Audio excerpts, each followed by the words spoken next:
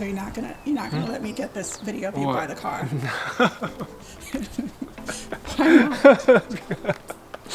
I don't know, it's too cliche. It's not cliche. With the truck and the desert and the house.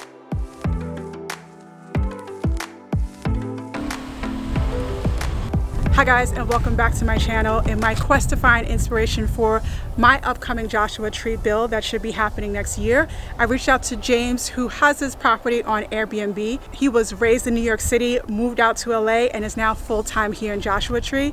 His place looked amazing, and I convinced him to give us a tour of his property here in Joshua Tree. All right guys, I have been staying in Joshua Tree. I've been here a week. I really don't want to go home. And so I reached out to James because he has this beautiful house that you didn't essentially build for Airbnb, but that's what it turned into, right? Yeah, Airbnb is just to keep this thing going, right? And so essentially it was just a place to get away and to express creativity, because it used to be so cheap to buy and to renovate and to do things here. The case study for this place was just to see how far you can take as little money as possible. And to be able to do that, everything that I sourced for the home was essentially used or reclaimed. So the kitchen cabinets were basically a throwaway. I found it on the side of the road and we pieced it together. We just replaced the faces with marine grade plywood. It's an old vintage stove that I found in Phoenix. We traveled thousands and thousands of miles to get every piece that basically fit in here, you know. And so Nyasia was saying this house is pretty eclectic, and the reason why is because it designed itself. I was just a curator of all the things that I found to put in here. The most prominent feature though is the 30-foot beam that's up in the ceiling right here. The floors came from a vacation home. This old lady had a place in Palm Springs, and she was replacing her floors with tile. And I basically got them from next to nothing. Every piece in here has a story, kind of, you know, like it has a life of its own. And I love talking to the people that I meet who I get the pieces from. I actually love how there's no breaks. Normally you would have a full-size refrigerator that kind of breaks up this line. Was that intentional? It was definitely intentional. I don't like full-size refrigerators. I don't think they make them pretty. I know a couple of manufacturers now are starting to do cute little fridges, but they're very expensive as well. And so that was the whole point. It's kind of inconvenient because you don't have that much cold storage, but otherwise, from an aesthetic point of view, it definitely does look better. And I didn't design this home to live in full time. This is a retreat. Right. You know, it's not a place where you spend all your time. It's not your main home. If you guys have watched my channel, you know that my favorite color in decorating is pink. So when I saw James's place, the first thing I saw was the kitchen and these beautiful pink backsplash tiles. I normally do like straight lines and hard edges, but I do love the scallop detail that he has here. It just makes it feel a little bit more organic in a space like this. This is a piece from the 70s. It's travertine marble and brass details. It's by a man called Artedi. He does stuff like this. I'm sure it's recognizable. It's starting to become really popular now. But I found this in Hancock Park. Some girl moved into an apartment and the last tenant left it there and she didn't want it. And so, you know, one man's trash is another man's treasure, and we rushed over and picked it up. The lamp is hand-tooled Moroccan. It's definitely vintage. I got it from a Spanish home in Laguna, Niguel. Why anybody would get rid of this, I have no idea. Tapestry, Don Freeman. He was a really famous fiber artist back in the days. I found this on Facebook Marketplace. Some lady had it, said it was her grandma's, it didn't fit her house, and she just wanted to get rid of it. And this thing is actually worth a lot of money. I did some research. You can find it on First Dibs for thousands of dollars, and I got it for almost next to nothing. I don't know, one of the Midwestern states, but she designs and makes these stained glass pieces. And I showed her a picture of the house, and she just, sight unseen, made that for me.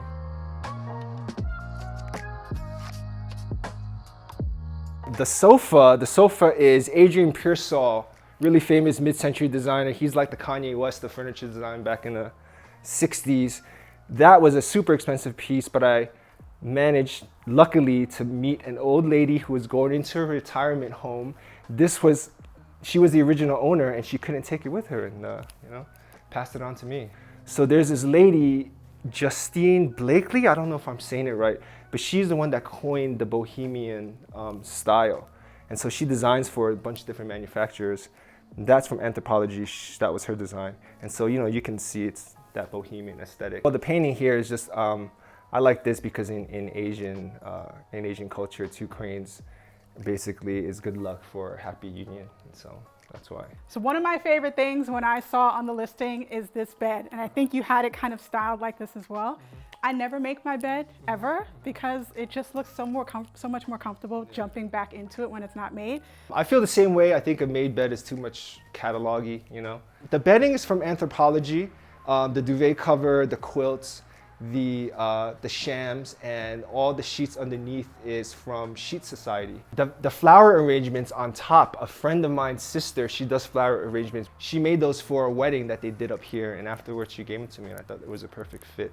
The idea for this house also was to have as much open space as you can. It's only about 720 square feet, so I'm trying to utilize as much space as possible. So something that I couldn't compromise on was the shower. I wanted a big shower. But you only shower for 15, 20 minutes out of the day. What do you do with the rest of the space? And so I decided to make the shower into a sunroom. And this is basically the entire shower. And it opens up into the land, and you can shower with the animals, and birds chirp in the mornings, and the bunnies come and press their noses on the window. It's really cute. And the tub as well. So to save space inside, we put the tub outside. The tub is probably used most often here. Everybody that comes here runs to the tub first, most of the guests. From the beginning, I knew I wanted a pink sink and a toilet. And that's what we try to do and go out and source it. The toilet came from a 70s home in Palm Springs. So since we have a giant shower sunroom, sometimes people want privacy. You know, not everybody is as open. I walk around here nude all the time, and we're pretty secluded, so you can't see much. But if you do want privacy, I designed this closet door to double as a bathroom door. Basically, these brackets I had to custom order from Germany. They use them for fire engine drawers to hold tools in big cars. And we just flip them around so we can put a door on it instead of a drawer. And it just slides smoothly. And I custom ordered this giant birch piece of plywood. Plywood usually comes 4 by 8, but this is a 5-foot long piece of plywood. I think a fire pit has to be on the list of things to have. And I've always wanted an in-ground fire pit. I didn't want the fire pit to be comfortable. I wanted it to be very primal. And what's cool about it is that each stone is different. So when people come, they find their stone. It fits everybody differently, just like. So this is a guest house, and this was already here. Yeah. So this structure was existing. It used to be a shed. We just refaced it, added doors and drywall, and turned it into a guest house. Sleeping in here is sometimes more cozy. It is, definitely. I like it personally because you're up and close with nature. And this is why we come out here, to be immersed in nature. So the sun is setting. The sun is setting. Another thing that I really wanted being out here, living in LA for so long, is to have an outdoor space because the weather is beautiful. Not knowing how harsh the weather is here in Joshua Tree. It's cold right now. It's cold, but we built a big deck anyway just so we can enjoy the space. We wanted to put a table underneath this one because the trees are so magical. And that's what we did. And to be able to fit under here, we had to sink the deck below ground. A lot of people come and tell me I need to trim the trees, but I kind of like it overgrown. And I really like the idea of communal tables because, you know, as individuals, we're really nothing. And as a whole, that's when everything starts coming together.